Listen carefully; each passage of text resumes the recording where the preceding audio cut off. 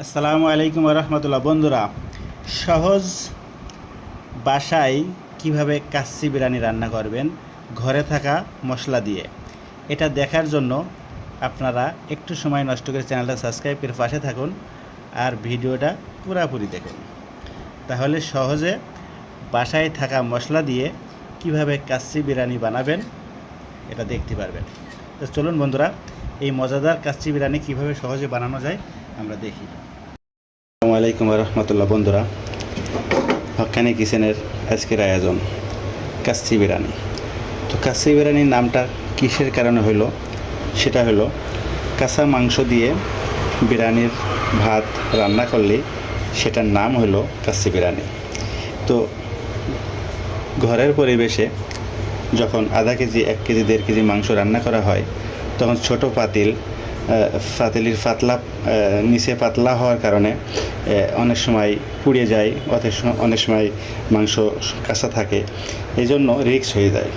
তাই আজকে আমি কাঁচা মাংস দিয়ে রান্না করব না, মাংসটা 50% রান্না করে নিয়ে তারপরে আমি বিরিয়ানি রান্না করব। এটা একটা সহজ উপায়, মাংস কাঁচা থাকার সন্দেহ থাকে না আর পুড়ে যাওয়ার সম্ভাবনা থাকে না। তো আমি এখানে 1 কেজির উপরে খাসির মাংস নিয়ে নিয়েছি, মোটামুটি একটা পিস করে নিয়েছি, ছোটও না বড়ও না। এখন এখানে আমি মশলা দিয়ে দেবো। সর্বপ্রথম রসুন, আদা আর কাঁচা মরিচের পেস্ট করে নিয়েছি আমি ব্লেন্ডারে জার দিয়ে, এটা দিয়ে দিলাম। আর এখানে আছে মরিচের গুঁড়ো, হলুদের গুঁড়ো, লবণ, ধনিয়ার গুঁড়ো আর জয়ফলের গুঁড়ো, আর আছে ভাজা জিরার গুঁড়ো। আমি এগুলো সব দিয়ে দিলাম এখানে। আর এখানে আছে গোটা মশলা, এলাচ, লংমরিচ, গোলমরিচ, দারুচিনি আর তেজপাতা, এটাও দিয়ে দিলাম। আরও কিছু দিয়ে দিচ্ছি এখানে, পেঁয়াজ কুচি, কাঁচা পেঁয়াজ কুচি দিয়ে দিলাম কিছু এখানে। এগুলো সব একসাথে মাখিয়ে আমি কিছু সময় রেখে দিব, তারপরে রান্না করব। এরপরে আমি কিছু পেঁয়াজ বেরেস্তা বানিয়েছিলাম, কিছু পেঁয়াজ বেরেস্তা আমি এখানে দিয়ে দিলাম। আর এখানে আমি টক দইয়ের পরিবর্তে মিষ্টি দই দিয়ে দিলাম। আমার কাছে টক দই না থাকার কারণে আমি মিষ্টি দই দিয়ে দিচ্ছি, আর সেই সাথে 1 স্লাইস লেবুর রস চিপড়াই দিয়ে দিচ্ছি, যাতে মিষ্টি দইটা টকের সাথে ব্যালেন্স হয়ে যাবে। বন্ধুরা, এখানে কিছু পেঁয়াজ বেরেস্তা করার তেল আছিল, আমি পেঁয়াজ বেরেস্তার তেলগুলো এখানে দিয়ে দিলাম। এখন আমি ভালো করে এগুলো হাত দিয়ে মাখিয়ে নিব।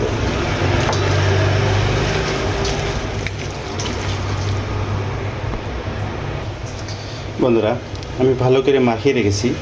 আমার সময় হাতে না থাকার কারণে আমি বেশি সময় রাখতে পারছি না। আপনারা চাইলে এটা 1-1.5 ঘন্টা 2 ঘন্টা যদি এইভাবে রেখে দেন তো সবচেয়ে ভালো হয়। তো আমি এখন সময় কম থাকার কারণে আমি এখন রান্না শুরু করে দেব। এখানেই আমি রান্না করব, এখানেই আবার বিরিয়ানি দমে দেব। বন্ধুরা, চুলাটা অন করে দিয়েছি, আমি ঢাকনা দিয়ে ঢেকে রাখবো।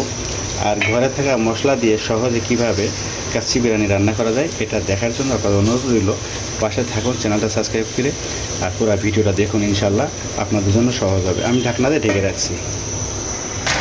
এদিকে আমি চাউল ধোয়ার কাজটা সারি। আজকে কাচ্চি বিরিয়ানি হবে পোলোয়া চাউল দিয়ে, বাসমতি চাউল না। আমি চাউলটা ধুয়ে রেডি করে নিই।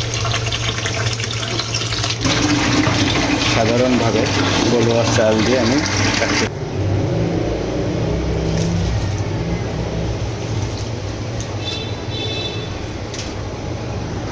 বন্ধুরা, আমি মাংসটা রান্না করতে দিয়েছিলাম, ঢাকনা তুলে নিলাম, মাংসটা রান্না চলে। আর কাচ্চির যে বৈশিষ্ট্য আলু, এই আলু আমি 4 টুকরা আলু নিয়ে নিয়েছি। আলুটা আমি একটু ফ্রাই করে নিয়েছিলাম, তারপরে মাংসের মধ্যে দিয়ে দিচ্ছি, এই জন্য কারণ আলুটা যাতে পুরোপুরি সিদ্ধ হয়ে যায়, এই জন্য মাংসের সাথে আমি আলুটাও একটু সিদ্ধ করে নিচ্ছি, রান্না করে নিচ্ছি। আর আমার মাংসটা প্রায় 50% রান্না হয়ে গেছে। এখন আমি এদিকে চাউলটা সিদ্ধ করার জন্য পানি বসিয়ে দিব। চাউল ফোড়ানোর জন্য পানি বসিয়ে দিয়েছি। আর আমি লবণ আর পাঁচফোড়ন, কিছু গোটা মশলা এখানে দিয়ে দিচ্ছি। 1 স্লাইস লেবুর রস চিপড়াই দিচ্ছি, যাতে ভাতটা ঝরঝরা হয়।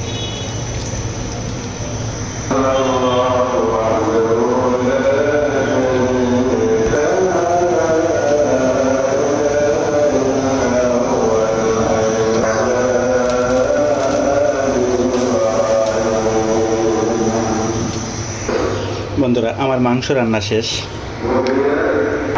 এদিকের ভাতও আমার 60% ফুটে গেছে। মাংসের উপরে কিছু মাওয়া ছিটিয়ে দিচ্ছি আমি, ঘিরানো সুন্দর হবে, খাইতে খুব স্বাদ হবে। আর কিছু পেঁয়াজের পেরেস্তা দিয়ে দিচ্ছি আমি মাংসের উপরে। এখানে আমি ভাত দিয়ে দিব। আমি ভাত দিয়ে দিচ্ছি তার উপরে, এভাবে আমি ভাতগুলো দিয়ে দিব। পুরো ভাতটা আমি দিয়ে নিয়েছি, উপরে কিছু মাওয়া ছিটিয়ে দিচ্ছি আমি, আর পেঁয়াজ ফেরেস্তাও আমি উপরে কিছু দিয়ে নিচ্ছি, সুন্দর দেখাচ্ছে।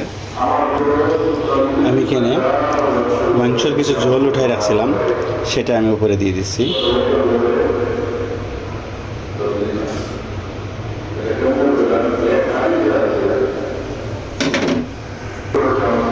সামান্য গোলাপ জল আমি ব্যবহার করছি উপরে, একটু ঘিরান আসবে ইনশাআল্লাহ। আর সামান্য কেওড়ার জল দিয়ে দিচ্ছি, তাই ফ্লেভার আসবে। তো বন্ধুরা, আমার সব কিছু দেওয়া শেষ। আমি এখানে কোনো ফুড কালার ব্যবহার করব না, যেহেতু আমরা নিজেরা খাবো।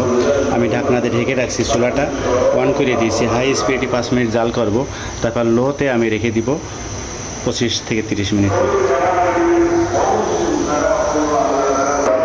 বন্ধুরা, 5 মিনিট হাই স্পিডে জাল করা হয়ে গেছে।